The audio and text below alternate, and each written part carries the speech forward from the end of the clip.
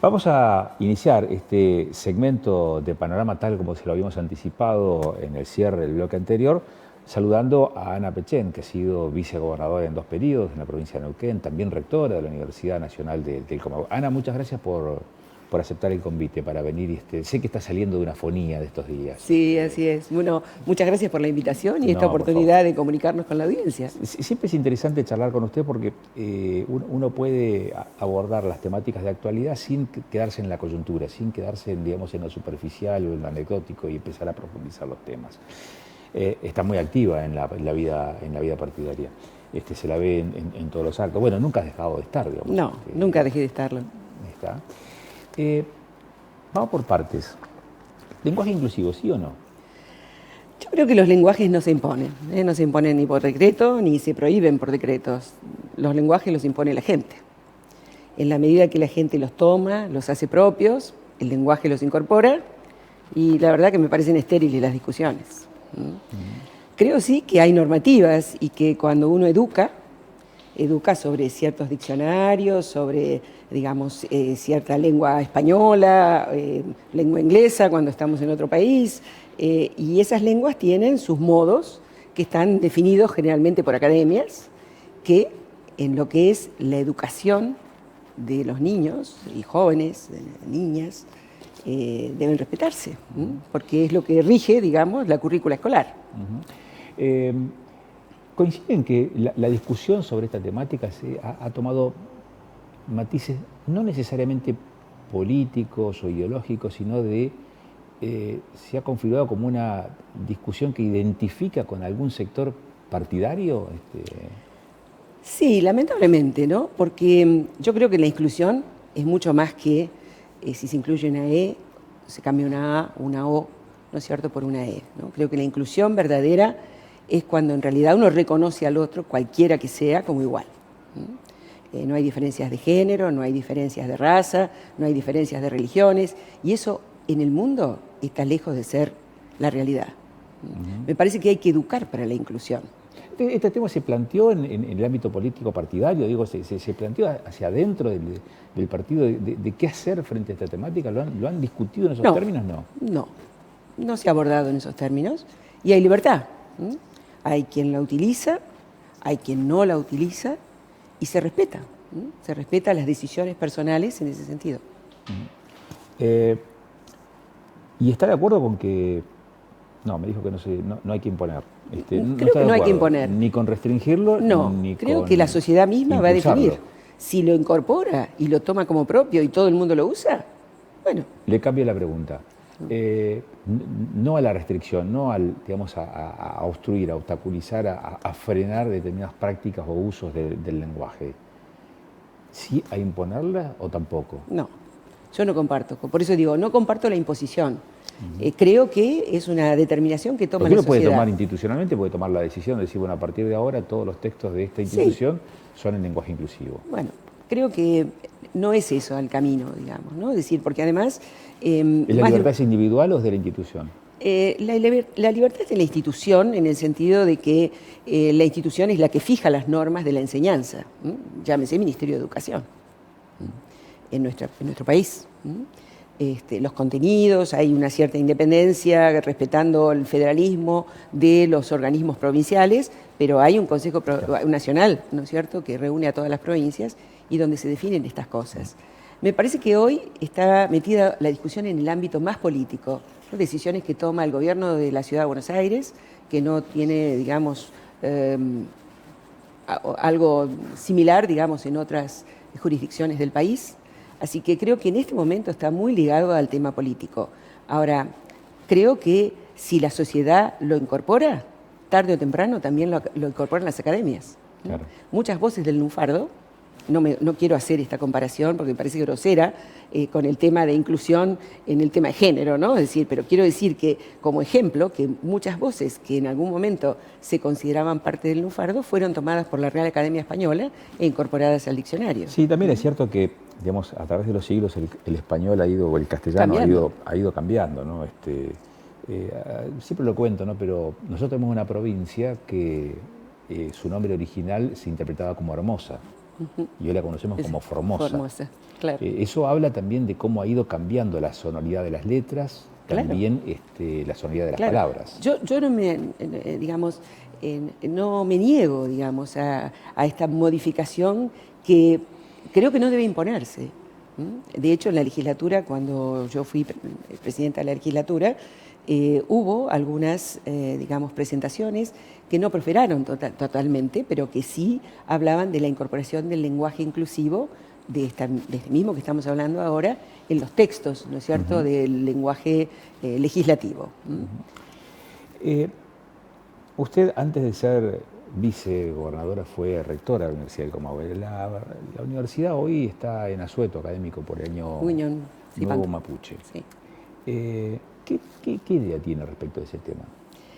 No, yo creo que nuestras tradiciones, especialmente en la provincia de Neuquén, tienen que ver con nuestras raíces de pueblos preexistentes, ¿no es cierto?, u originarios en nuestro propio territorio. Nosotros hemos convivido en paz y armonía con esos pueblos, no sin discutir a veces en momentos álgidos, ¿no es cierto?, pero también con decisiones muy acertadas. Felipe Zapag entregó 400.000 hectáreas, ¿no es cierto?, de titularidad, antes de que existiera la ley 2660, a comunidades mapuches, y tenía una Secretaría de Asuntos Indígenas. Eso habla claramente de que esta es una provincia donde convivimos criollos, mapuches, inmigrantes de distintos lugares del mundo, y lo hacemos en perfecta armonía. Me parece que también tratan de introducirnos, digamos, la disputa desde afuera. He escuchado cosas espantosas con el tema de izar la bandera mapuche, ¿no? Claro, cuando dice nos están metiendo cosas desde afuera, habla desde otros espacios políticos, habla desde otros países, porque Chile también tiene, digamos, esta misma problemática y la sufre. Sí. ¿Está haciendo referencia a esa incorporación? No, hago referencia a algunas cosas que circularon en las redes en estos días, sí, ¿no es cierto?, con mucha violencia y incitando, digamos, a la violencia, porque en la Universidad Nacional del Comahue hoy se izó la bandera mapuche. Claro. Yo quiero decir que en muchas escuelas donde asisten niños de comunidades mapuches, siempre se iza la bandera mapuche, siempre en respeto de la bandera argentina, que es la bandera que nos cubre a todos. Pero bueno, quien no conoce estas realidades y esta convivencia que tenemos en nuestra provincia, lo ve y a veces incita a la violencia. ¿Y cómo interpreta esta casi simultaneidad de episodios, ¿no? Esta celebración del Año Nuevo Mapuche con este otro episodio que uno podría decir que puede ser un episodio policial en territorio chubutense, que fue el incendio de una casilla oficial? No comparto para nada eso, ¿no? Creo que es absolutamente diferente. Ajá, la violencia que se vive en Chubut, nosotros no la vivimos nunca en nuestro territorio, ¿no? Alguna vez, cuando recién asumíamos con Jorge Zapag, había en la zona, digamos, de Moquehue, pero también sintió el coletazo. El caso Aigo fue un coletazo de eso. No sé, digamos, o sea, creo que quedó todavía en la oscuridad, claro, algunas de las cosas que ocurrieron con el caso Aigo. Sí reconozco que en el territorio, digamos, chileno, ¿no es cierto?, en nuestra frontera con Chile, hay una dificultad enorme en este momento que el actual presidente Boric o el anterior, digamos, Piñera, o inclusive Bachelet, no pudieron controlar. Y que de alguna manera hoy les exige tener fuerzas armadas, digamos, controlando esa zona del territorio. No me parece que es la misma situación que vivimos nosotros. Creo que en Chubut ha habido algo parecido por esta permeabilidad que tienen nuestras fronteras, ¿no es cierto?, donde se puede ir y venir simplemente caminando. Y a veces, lamentablemente, como en el caso de Aigo, la sospecha es que algunas de las personas que pasaron la frontera eran claramente, digamos, algunas personas involucradas en estos hechos. Ana, cuando dice, no es la misma situación la que tenemos nosotros en Neuquén de la que se puede ver en la zona de Mascardi, territorio rionegrino o territorio chubutense. Sí. Ahora, esa mirada distante, decir, bueno, este no es nuestro problema. No es una mirada distante, digo que hay una diferencia. Hay una diferencia que es histórica, por eso cité a Felipe Zapag. Tratar de definir y arreglar la situación de las comunidades en la provincia de Neuquén data de muchos años y lleva muchos años construir la paz. Me parece que tal vez las otras provincias no tuvieron mecanismos similares. Y recién la están transitando ahora. ¿Y son las provincias las que deberían encontrar esa solución? ¿Es la justicia la que debería encontrar esa solución? ¿Es el gobierno nacional el que debería encontrar esa solución, digamos, a esa eclosión que está haciendo el problema en esas latitudes? Creo que entre todos, porque algunas cosas tienen injerencia, ¿no es cierto?, el gobierno nacional, otras el gobierno provincial y por supuesto que siempre está de por medio la justicia, ¿no es cierto? Pero hay constituciones provinciales, como la Constitución Provincial de Neuquén, ¿no es cierto?, que reconoce, ¿no es cierto?, la preexistencia de los pueblos originarios. No sé si todas las constituciones, desconozco, claro, de las provincias tienen lo mismo. Lo que sí me parece que hay que transitar un camino de construcción, de convivencia en paz. Vivimos demasiadas guerras en el mundo y no me gustaría, digamos, que las mismas se instalaran en nuestras tierras, porque aprecio, digamos, muchísimo a mis hermanos rionegrinos, mis hermanos chubutenses. También es cierto que la cuestión que se da, que uno habla de Mascardi, habla de Cuyamen y habla de este tipo de situaciones, o el mismo algo, pero no estamos hablando de la totalidad de los pueblos originarios. No, de ninguna manera. Por eso digo, que hay brotes de violencia, afortunadamente no como en Chile, digamos, sí esporádicos, digamos, que son dañinos y lesivos para todos los argentinos, ¿no es cierto? Lo que pasó en Chubut, ¿no es cierto? Las ocupaciones. Por otra parte, las ocupaciones que no están resueltas no son solamente con comunidades mapuches, son también con, digamos, personas que son ocupas de campos, ocupas en distintos lugares del país y la justicia no ha hecho lo suficiente para determinar que eso es ilegal. Acabo de recordar también que en la zona de Añelo, Rincón, también tenemos episodios muy parecidos. Estoy recordando el caso de la familia Galván, con episodios también de ocupación. Digo, a propósito de esto, de ocupas, ¿no? Sí. O de toma de determinados territorios. Sí. No se da el nivel de violencia, pero se da la situación de hecho. Sí, por eso digo. De ocupación y de pérdida de disponer de la propiedad, que es también un principio constitucional, consagrado constitucionalmente. Por supuesto. Y no comparto, digamos, ¿no? Por eso digo que hay también una mora de la justicia en resolver estos temas.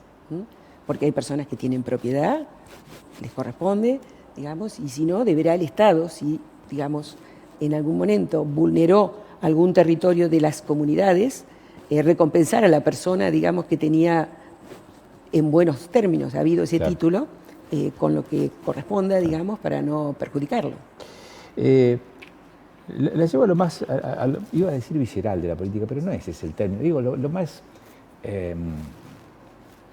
folclórico de la política partidaria, ¿no? ¿Va a ser candidata? No, todo el mundo me pregunta lo mismo. Entonces no se le pregunta nada. Olvídelo. No, Agustín, yo no soy candidata, digamos. Soy un referente de mi partido y me siento orgullosa de acompañar a la Lista Azul y a Marcos Kopman en su campaña. Y bueno, cada vez que me ven sentada en algún lugar piensan que es por eso. Es decir, digamos... ¿Y habló con Kopman para decirle, o para intercambiar, a ver, mirá, la legislatura se hace así, se hace asá, hay que hacer algunas veces hemos intercambiado, sí. También lo hicimos con Rolando Figueroa. O sea... claro, porque Rolando la siguió usted. Exacto. Todos los que me han sucedido en la legislatura y han tenido, digamos, deseo de conversar conmigo, siempre hemos tenido canales abiertos de comunicación. ¿Qué le dice la intuición de MPN, ¿no? de política, respecto de cómo se van a definir las candidaturas? ¿Se van a definir efectivamente por interno o se van a definir antes?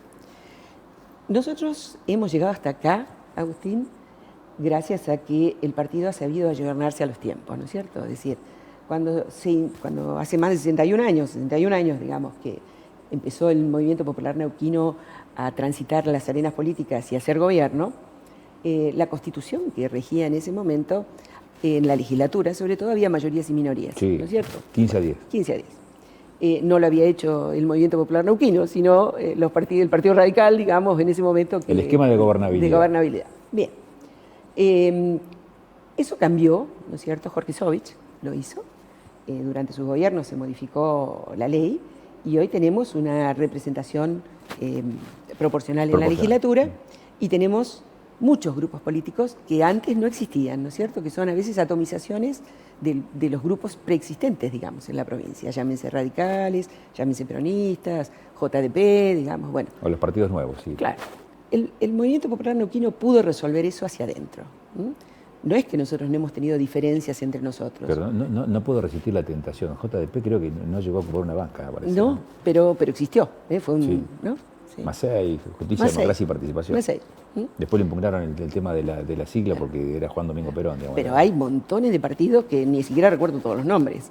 Claro. Recrear, Procrear, bueno. MID también tuvo, que era un partido nacional, pero que tuvo... Bueno, nosotros pudimos resolver hacia adentro las diferencias. ¿Con qué? Con las internas. Algunas más duras, otras más blandas, ¿no es cierto? Pero esas internas nos permitieron resolver y seguir todos juntos sin sacar los pies del plato. Hasta ahora, algunos ahora han sacado los pies del plato. Bueno, Sovich. Sí. ¿Lo siento como una pérdida? Sí, creo que las internas hubieran sido bueno definirlas dentro del partido. Esa situación no obliga a replantearse también las formas de convivencia interna, digo, dentro del MPN, porque el que pierde, pierde todo. Sí. Y esa fue una de las argumentaciones de Sovich al momento de decidir, doy un paso al costado. Sí. Posiblemente yo comparto parte de esa mirada, ¿no? Es decir, o sea, yo acompaño a mi partido, acompaño obviamente la lista azul, pero siempre tengo una mirada crítica e independiente. Entonces, lo he planteado más de una vez, pero bueno, uno reconoce, uno plantea las ideas, a veces gana, a veces pierde, digamos, o sea, no siempre las ideas de uno son las que se llevan adelante. Yo creo que el poder se comparte y que se lidera, pero se comparte. Esta mirada democrática de funcionamiento del partido, reivindicando el proceso de elección interna como una forma de escoger no solamente las figuras que van a conducir la vida interna partidaria, sino también quiénes van a ser los representantes que se van a poner a consideración del electorado para saber quiénes van a ser finalmente los gobernantes, los candidatos. Refleja cabalmente, digamos, al MPN, que uno tiene a veces la impresión de que sigue siendo un partido con una fuerte impronta personalista, al punto tal de que el apellido Zapac no se puede desligar del MPN. Entonces, ¿cómo se explica esta, hasta te diría, mirada dual pero contradictoria? Sí, bueno, es decir, el apellido Zapac tiene su vigencia porque tiene personalidades políticas fuertes. Cualquier personalidad política fuerte perdura. Yo hace más de 6 años que no soy vicegobernadora, sin embargo sigo estando vigente en la política provincial. No soy Zapac de ninguna manera, ¿no es cierto? Pero sé que tengo un predicamento en la sociedad y un acompañamiento de la sociedad. Si yo hubiera querido ser candidato a gobernador, como alguien me sacó los otros días en un diario, bueno, hubiera elegido una lista y lo hubiera propuesto y hubiera jugado una interna dentro del partido. Ahora, la lista azul es la lista que ideó Jorge Zapac para competir cuando fuimos, digamos, allá en el 2006-2007, precandidatos a gobernador y a vice. Y tiene derecho a influir en esa lista. Hoy Rolando Figueroa tiene otro color. Luz Zapac fue la que inició la lista violeta, digamos, cuando decidió competir por la presidencia del partido. Y me hubiera encantado que una mujer hubiera sido presidenta del partido, aunque yo agarre el apellido Zapac. Claro. ¿La historia determina el rumbo del MPN? ¿Su historia determina el rumbo que tiene el MPN? Esta característica, no quiero ser despectivo cuando uno dice pendular, ¿no? Pero al ser un partido de distrito le ha permitido acoplarse a distintos signos políticos que condujeron el país. El país. Esa mirada un tanto amplia de la cosa, ¿en qué medida no puede tipificarse también como una mirada acomodaticia, digamos, a las circunstancias? Acomodaticia a las necesidades que tiene el pueblo neuquino. O sea, siempre se ha privilegiado eso. O sea, ojalá hubiera más partidos. Es pragmatismo puro casi. Es pragmatismo, sí. Pero la política es parte de eso, es negociación y es pragmatismo. O sea, ojalá otras provincias, otros partidos, digamos, de distrito existieran en el país, porque no estaríamos todos metidos en la grieta en que estamos metidos. Nosotros hemos logrado transitar, como digo, 61 años en el gobierno, sin grietas, con diferencias, por supuesto, algunas de las cuales han motivado que alguno se fuera, como es el caso de Sovich. Pero, digamos, no hubo idas y venidas en la conducción de la provincia. Las obras que empezó Sovich las terminamos nosotros, las pagamos nosotros. Las obras que hicimos nosotros las termina Omar, las paga Omar. Las obras que Omar está haciendo, seguramente Marcos Copán las va a terminar. O sea, hay una continuidad que hace que inclusive cuando hay que invertir en la provincia, quienes vienen de afuera tienen esa garantía. Le hago una consulta. Usted tiene, dígame si estoy equivocado en todo caso en la apreciación, pero uno visualiza el MPN y dice, tiene figuras para competir por la gobernación de Neuquén, casi sin mayores discusiones, salvo sortear esta instancia de definición. Kaufmann, Figueroa, eventualmente, si no funcionara, Gaido o el propio Zapata. Tiene un pool de... Y más. Y quizás algunos más. Sí. Pero desde el Vamos tiene 4 figuras que podrían ocupar, Sí. ese rol y nadie discutiría su liderazgo. Sí. Esa presunción, esa mirada, da tal vez una tranquilidad exagerada porque en el frente no hay otros partidos que tengan las mismas opciones. Los periodistas nosotros, hasta el 99, 2000, 2001, mirábamos las elecciones internas del MPN y sabíamos quién iba a ser el próximo gobernador. Por supuesto. Con la irrupción en el escenario político de Quiroga y también de Río Seco, empezó a ponerse en tensiones. Hoy no estaba definida la cosa, sino hasta que pasaban las elecciones, efectivamente. Sí. Hoy no está Quiroga, Río Seco no tiene la misma impronta de hace un tiempo, y uno ve que el MPN tiene, no sé, 4, 5, 6 figuras para ocupar ese lugar. Y algunas mujeres importantes, el caso suyo, por ejemplo. ¿Eso no le da determinada tranquilidad hasta que puede llegar a ser peligrosa, en este escenario? Cocodrilo que se duerme es cartera, ¿no? Ajá. Es decir, o sea, creo que eso es imposible en política, ¿no? Hay que estar siempre despierto, hay que estar trabajando de alguna manera claramente en el territorio, y me parece que el MPN no ha dejado nunca de hacerlo. Omar circula todos los días por toda la provincia, ahora va al exterior también, pero digamos nunca deja de transitar la provincia. Y eso mantiene una relación de sus ciudadanos con su dirigencia, cosa que no pudieron construir los otros partidos. Pero el MPN tiene territorialidad, fuerte territorialidad. Pasaron las elecciones, volvemos al tema hoy más que charlamos más temprano, universidad. Me quedó una pregunta en el tintero. Viene la universidad no solamente de decretar el asueto por el año mapuche, el año nuevo mapuche, también viene de un proceso electivo de renovación de autoridades. Esta proximidad política, con el gobierno nacional de turno, ¿qué tan saludable o no es para la vida institucional de una casa de estudios como la Universidad del Comahue? En realidad nos podríamos plantear eso en todas las universidades argentinas, ¿no? Cuando yo fui rectora de la universidad, en el Consejo de Rectores, la mitad de los rectores eran peronistas y la mitad radicales. Yo nunca pude ser presidenta del CIN, a pesar de que me llevaba muy bien con ambos grupos, porque no pertenecía a ninguno de los dos grupos. O sea, no es una novedad. Lo que pasa es que yo... Ya lo sé que no es nuevo, por eso pregunto qué tan saludable es. Yo creo que no es saludable, por lo menos cuando uno asume la jerarquía del rectorado, ¿no es cierto? Es decir, tal vez uno en su vida, yo de hecho era militante del Movimiento Popular Neuquino. ¿Y se puede pensar un esquema que no responda a esas formas? Sí, se puede, pero digamos... Es una utopía, dice. No, por eso digo, cuando yo fui rectora de la universidad, yo era militante del Movimiento Popular Neuquino, pero nadie sabía que yo era militante del Movimiento Popular Neuquino. Yo no fui a la elección como militante del Movimiento Popular Neuquino. Fui a la elección como una académica que era conocida por su rol académico. Y me eligieron como tal, y goberné como tal. Hubo un título en el diario realmente que mostraba mi ingenuidad en algunos aspectos, porque el primer día, digamos, la primera entrevista periodística que me hacen, salió un titular enorme en el diario que decía: en mi casa mando yo aunque no le guste al gobernador. El gobernador era Jorge Sovich.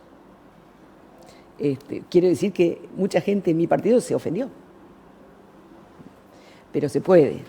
Y creo haber demostrado que mientras fui rectora nunca privilegié, digamos, ninguna relación con el gobierno provincial que estuviera en contra de los intereses de la universidad. Y me parece que se puede. Y anhelo, digamos, que Beatriz pueda hacer lo mismo, porque respeto su militancia kirchnerista y sé de su tradición política, pero creo que también que es muy capaz de representar a todos, los muchos que hay en la universidad que opinan diferente. Como siempre, es un gusto charlar con usted, Ana. Gracias, Agustín. Muy amable, por darnos estos minutos. Cerramos aquí esta entrega de Panoramas. Nos volvemos a encontrar dentro de 7 días, como siempre, en Canal de Noticias 24/7, desde las 21, el martes que viene. Y hablaremos de los temas de la semana, hablaremos de los temas que creemos que son los más importantes. Hoy hemos abordado esto, lenguaje inclusivo, hemos hablado de la cuestión mapuche, hemos hablado un poco de política también, tanto de Río Negro como de Neuquén. Un esquema parecido, pero seguramente con otras novedades, con otros matices, charlaremos la semana que viene. Gracias.